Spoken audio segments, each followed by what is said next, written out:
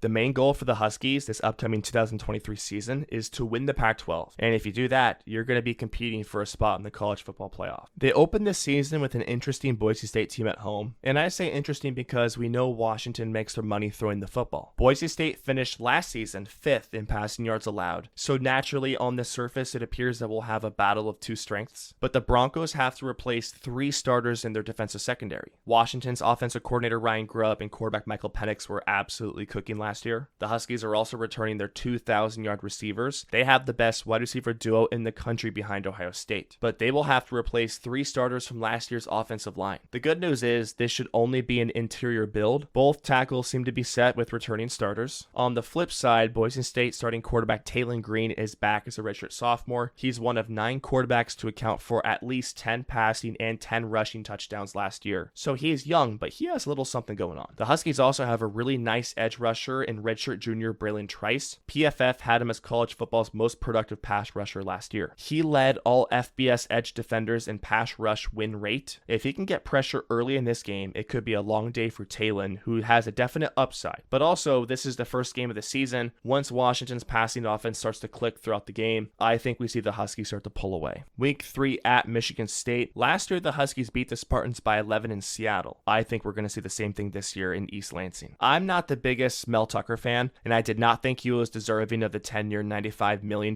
contract extension that he signed in 2021. This made him one of the highest paid coaches in college football, and I think Michigan State is going to have another disappointing season. Tucker is a defensive coach. He spent time with DBs at Alabama and was Georgia's defensive coordinator. If you're looking at his recent coaching history before he took the head coaching job at Colorado, here are the Spartans' passing defense rankings over the last 2 seasons. 2021, dead last, giving up 324 passing yards per game. Last year, 2022, 87th, allowing 237 yards per game. So, improvement, but still, whenever they play a big-time passing offense, they still get cooked. Ohio State, CJ Stroud, he threw for 361 and 6 touchdowns. Michael Penix threw for 397 and 4 touchdowns. They got to fix that pass defense. And with all that returning talent for the Huskies on offense, I'm going to expect another big game from Penix. October 14th, home versus Oregon. This is going to be fun. Last year we had a thriller. Oregon has to replace 4 starters from their offensive line, but the transfer portal does exist, and the Ducks were able to get some help in that department. The Ducks do lose their offensive coordinator, so let's see what their offense looks like this year. Defensively, Oregon lost some pieces. They lost their top corner, Christian Gonzalez, their team's leading tackler, safety Bennett Williams, middle linebacker Noah Sewell, 2-time All-Pac-12.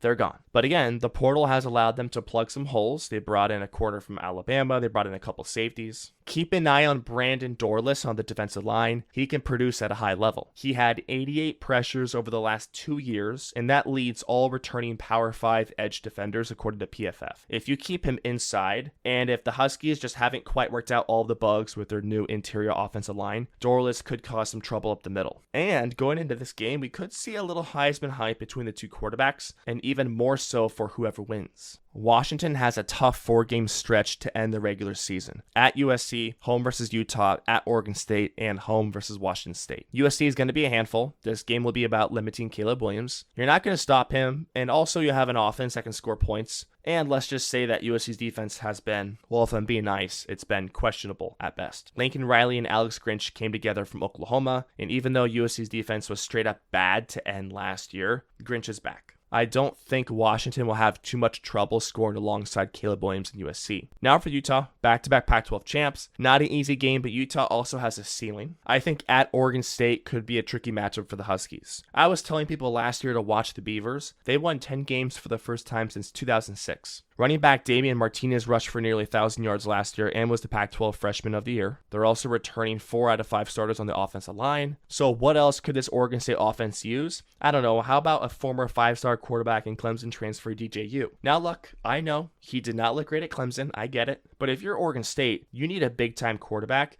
You 100% take a chance on this guy because if he hits along with your other pieces, you are now a real threat to win the Pac-12. Even defensively for the Beavers, head coach Jonathan Smith has done a great job improving this side of the ball from his first season in 2018 when they were the worst defense in the conference to last year when the Beavers led the conference in total defense. at Washington State. Of course, the rivalry game, especially if you're in the hunt for a Pac-12 championship game, you don't want to get caught licking ahead. Also, if the Cougars have some nice pieces, they have some experience along their defensive line with seasoned edge rushers. And keep an eye out on their corner Smith Wade, who actually had a very nice 2022 season. 43 tackles, 2 TFLs, 3 forced fumbles, fumble recovery, 8 pass breakups, 2 picks, and earned the 3rd best defensive grade among all Pac-12 corners per PFF. Then we're looking at a possible Pac-12 championship game, maybe an appearance in the CFP. Expectations are very high for the Huskies. Kalen DeBoer did a fantastic job in his first season last year, immediately getting that program back on track after a 4-win 2021 season. You know it's your last year with Michael Penix, it's your last year with that wide receiver duo, and Ryan Grubb's clock is ticking as your offensive coordinator because he's only going to continue to work his way up. You got to get the most out of your talent for this season.